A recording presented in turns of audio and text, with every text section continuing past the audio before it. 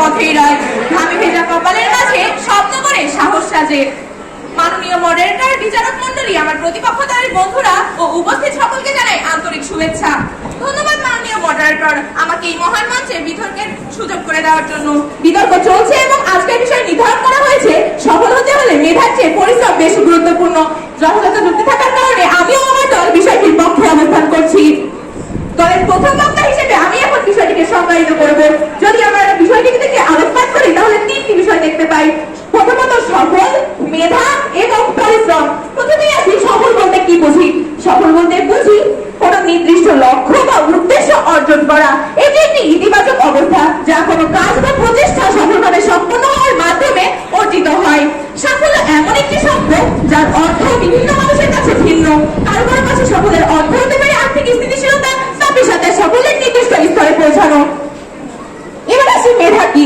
মেধা বলতে সাধারণত বুদ্ধি, বোধশক্তি এবং সমস্যা সমাধানের দক্ষতাকে বোঝায়। তারপর আসছে পরিশ্রম।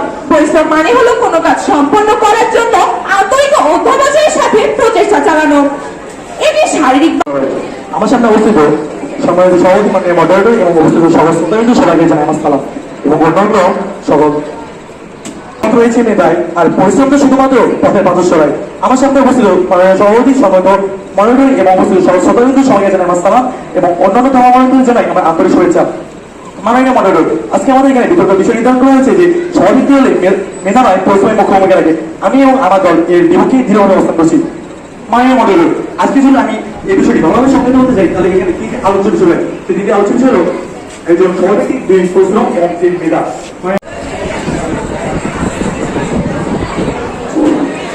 পরিশ্রমে গড়া হয় স্বপ্নের ঘর, সফলতার চাবি থাকে যার দর, ঘুম খুলে যারা কাজ করে তাদের হয় জীবনের সাথে। ধন্যবাদ মাননীয় মডারেটর, আমাকে বিতর্কের মধ্যে কিছু বলার সুযোগ করে দেওয়ার জন্য। আজকের বিতর্কের বিষয় নির্ধারণ করা হয়েছে সফল মানুষ হতে হলে মেধার চেয়ে পরিশ্রমই বেশি গুরুত্বপূর্ণ। এই বিষয়ে আমি পক্ষে বলছি।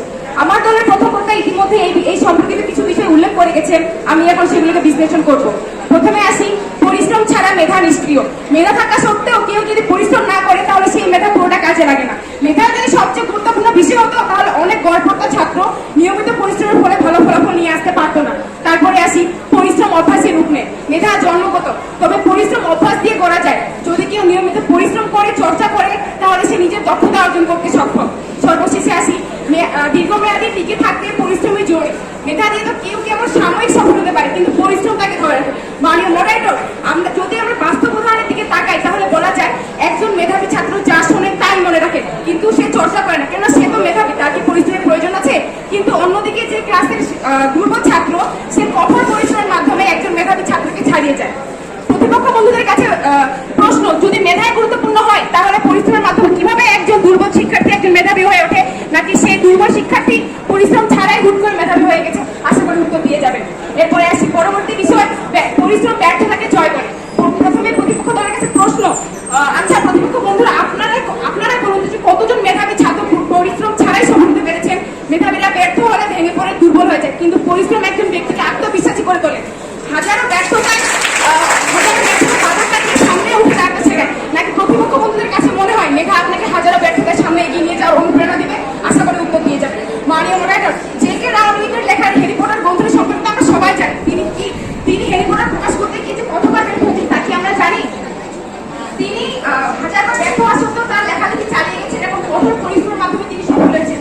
আমরা প্রতিপক্ষ বন্ধুরা বলার চেষ্টা করবেন তার মেধা গুরুত্বপূর্ণ, মেধা না। ধন্যবাদ মাননীয় মডারেটর, ধন্যবাদ সভাপতি, আমাকে আজকে এই বিতর্কের মঞ্চে উপস্থিত হওয়ার সুযোগ দেওয়ার জন্য।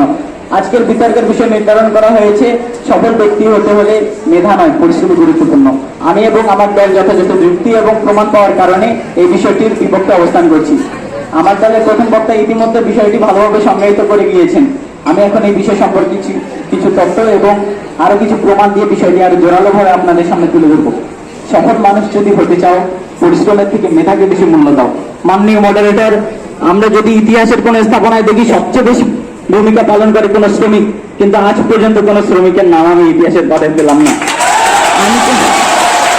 যদি কারো নাম এসেছে সেটা হচ্ছে কোনো বিখ্যাত ভাস্করের নাম, তাহলে প্রতিপক্ষ দলের কাছে আমার প্রশ্ন, যদি মেধার দিকে পরিশ্রমের বেশি গুরুত্বপূর্ণ হতো তাহলে ইতিহাসের পাতায় শ্রমিকের নাম কোথায়? যদি প্রসঙ্গ আছে তাজমহল কে নির্মাণ করেছেন, তাহলে আমরা নির্দ্বিধায় উত্তর দেব তাজমহল নির্মাণ করেছেন সম্রাট শাহজাহান। কিন্তু আমরা কখনো বলবো না যে কোনো শ্রমিক নির্মাণ করেছেন।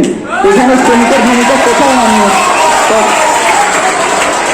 মাননীয় মডারেটর, আমরা জানি মেধা ছাড়া কেউ সফলভাবে কোনো সমাজে চলাফেরা করতে পারে না। পরিশ্রম তো সবাই করতে পারে, কিন্তু সবাই সফল হয় না। যারা পরিশ্রমের তুলনায় নিজের মেধাকে বেশি প্রাধান্য দেয় তারাই সফল হয়। ডেরিংটন 2007 সালে বলেছেন, উচ্চ আইকিউ সম্পন্ন ব্যক্তিরা সাধারণত শিক্ষা এবং কর্মক্ষেত্রে বেশি সফল। আপনারা হয়তোবা 21 শতাব্দী থেকে পিছনে আছেন, আপনারা হয়তোবা অতীত মস্তিষ্ক নিয়ে ঘুরছেন, যার কারণে আপনারা হয়তোবা জানেন না যে 21 শতকের মানুষেরা মেনে নিয়েছে যে 21 শতকের সম্পদ হচ্ছে জ্ঞান, এবং এই জ্ঞান কি মেধার অংশ। পরিশ্রমটা পৃথিবীর সকল প্রাণী করতে পারে, কিন্তু মানুষ হচ্ছে পৃথিবীর সর্বশ্রেষ্ঠ প্রাণী। এর কারণ কি? এর কারণ একটাই, মানুষের হচ্ছে জ্ঞান, চিন্তন দক্ষতা, যা অন্যান্য প্রাণীদের নেই। আমার প্রতিপক্ষ দলের দুই নাসিফা আক্তার রিফা।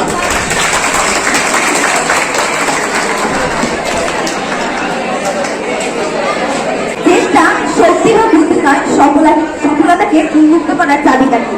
তাই আমার চোখে অলস সাধু অবস্থা পরিশ্রমী পাপি অধিক শ্রেয়। ধন্যবাদ মাননীয় মডারেটর, আমাকে এই বিতর্কের মধ্যে কিছু বলার সুযোগ করে দেওয়ার জন্য। বিতর্ক চলছে এবং আজকের বিতর্কের বিষয় নির্ধারণ করা হয়েছে সফল মানুষ হতে হলে মেধার চেয়ে পরিশ্রমই অধিক গুরুত্বপূর্ণ। পক্ষে বলছি, প্রতিপক্ষ বন্ধুরা, আমরা বলছি না মেধায় সফল মানুষ হতে হলে মেধার কোনো গুরুত্ব নেই। আমরা বলছি মেধা একটি নিয়ামক মাত্র। সফল মানুষ হতে হলে পরিশ্রমই অধিক অধিক অধিক গুরুত্বপূর্ণ। মাননীয় মডারেটর, সাফল্য অর্জনের জন্য মেধার অনুশীলন প্রয়োজন তো বটে, কিন্তু এটা যথেষ্ট নয়। সাফল্য অর্জন নিশ্চিত করতে হলে অদম্য প্রচেষ্টা অপরিহার্য। ছোটবেলায় কবি কালীপ্রসন্ন ঘোষের কবিতা পড়েছিলাম, পারিব না এ কথা কি বলিও না, আর কেন পারিবে না তা ভাবো একবার, একবার না পারিলে দেখো শতবার। হে মাননীয় মডারেটর, হে প্রতিপক্ষ বন্ধুরা, পরিশ্রম আমাদের এই শিক্ষাই দেয় কিভাবে হাজারো ব্যর্থতাকে জয় করে আত্মবিশ্বাস হয়ে সামনে এগিয়ে যাওয়া যায়। মাননীয় মডারেটর, একটু বাস্তবতার দিকে আলোকপাত করি। আমি পঞ্চম শ্রেণীতে যে স্কুলে পড়তাম, ওই স্কুলে চতুর্থ শ্রেণীর দুজন ছাত্র, রিপন ও রিয়া। রিপন খুব মেধাবী ছাত্র, পরীক্ষায় সবসময় ভালো ফল করে।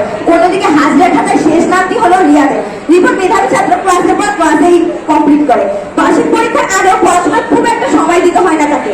অন্যদিকে রিয়াদ কঠোর পরিশ্রম করে রিপনকে একদিন ছাড়িয়ে গিয়েছে।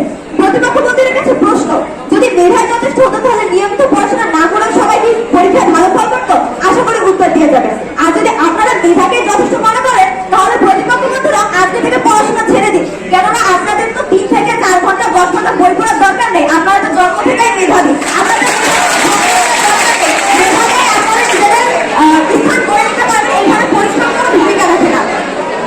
মাননীয় মডারেটর, বৈদ্যুতিক বাল্বের আবিষ্কারক টমাস এডিসন শিক্ষকরা বলতে ঠিক নাকি শিক্ষা গ্রহণের যোগ্যতা রাখে না। এত অবহেলা পাওয়া সত্ত্বেও সেই বালকটি বৈদ্যুতিক বাল্ব আবিষ্কার করে আমাদের পথ চলা সহজ করে দিয়েছেন। এই বৈদ্যুতিক বাল্ব আবিষ্কার করতে গিয়ে তিনি হাজারবার ব্যর্থ হওয়া সত্ত্বেও অবশেষে পরিশ্রমের ফলে তিনি সফল হয়েছেন। প্রতিপক্ষ বন্ধুরা বলতে পারেন মেধা ছাড়া তিনি কিভাবে বৈদ্যুতিক বাল্ব আবিষ্কার করতেন? তাহলে প্রতিপক্ষ বন্ধুরা, যদি টমাস এডিসন সাফল্যের পিছনে শুধু মেধার ভূমিকা রাখে, তাহলে তিনি প্রথম চেষ্টায় বৈদ্যুতিক বাল্ব আবিষ্কার করতে পারতেন, তাকে আর এত বেশি পরিশ্রম করতে হতো না। মাননীয় মডারেটর, আমার প্রতিপক্ষ বন্ধুরা বলে গেছেন মেধা নাকি 74%, যেখানে টমাস এডিসনের একটি উক্তি আছে। তিনি সেখানে বলেছেন জিনিয়াস ইজ 1% ইন্সপিরেশন এন্ড 99% পারসপিরেশন, অর্থাৎ সাফল্যের 99% পরিশ্রম। তাহলে আমরা প্রতিপক্ষ বন্ধুরা কিভাবে বলতে পারেন যে মেধায় এই সাফল্যের 74% ভূমিকা পালন করেন? তাই প্রতিপক্ষ বন্ধুদের উদ্দেশ্যে বলছি, যদি সফল হওয়ার পর করতে হবে কঠোর থেকে কঠোরতম পরিশ্রম। মাননীয় মডারেটর, মেধা যদি জন্মগত হয় তবে পরিশ্রম অর্জনযোগ্য। একজন মেধার সাধারণ মানুষ যদি ধারাবাহিকভাবে চেষ্টা করে, তাহলে সে নিজের দক্ষতা বাড়িয়ে সাফল্যে এগিয়ে যেতে পারে। অন্যদিকে আমি প্রতিপক্ষ বন্ধুরা আলবার্ট আইনস্টাইনের কথা বলেছেন। আলবার্ট আইনস্টাইন মেধা দিয়ে ইকুয়াল এনফেস করার সূত্র আবিষ্কার করেছে। এখন তার যে মেধা শক্তি তিনি কাজে লাগিয়েছেন, অবশ্যই তার মেধাকে প্রবল করার জন্য পরিশ্রমের দরকার। তাই প্রতিপক্ষ বন্ধুরা জলের স্রোতে গা না ভাসিয়ে আমাদের সঙ্গে তাল মিলিয়ে বলুন, সফল মানুষ হতে হলে মেধা চেয়ে পরিশ্রমে অধিক গুরুত্বপূর্ণ। মঞ্চে আসার সুযোগ দেওয়ার জন্য। আজকের বিতর্ক চলছে এবং আজকের এই চলন্ত বিতর্কের বিষয় নির্ধারণ করা হয়েছে সফল মানুষ হতে হলে মেধা নয় পরিশ্রম বেশি গুরুত্বপূর্ণ। উক্ত বিষয়ে যথাযথ তথ্য যুক্তি থাকার কারণে আমি এবং আমাদের উক্ত বিষয়ের বিপক্ষে অবস্থান করছি। আমার দলের প্রথম বক্তা প্রথমে বিষয়টি সম্পূর্ণভাবে বিশ্লেষণ করেছেন এবং একটি বিষয় পরিষ্কার করে গিয়েছেন যে মেধা ঠিক পথ দেখায়, পরিশ্রম শুধু পথের পাথর সরায় মাত্র। উক্ত বিষয়টি পরিলক্ষিত করে যদি আমরা একটু কাজের পদ্ধতির দিকে লক্ষ্য করি তাহলে আমরা দেখতে পাবো মেধাই হচ্ছে পরিশ্রমের মূল ভিত্তি। এখানে আমি মেধার সঙ্গে এই প্রত্যয় মেধাকে সবচেয়ে গুরুত্বপূর্ণ মনে করছি। আর এখানে ভিত্তি ছাড়া যে কোনো কিছু সঠিকভাবে হতে পারে তা কিন্তু ভাবাই দুষ্কর।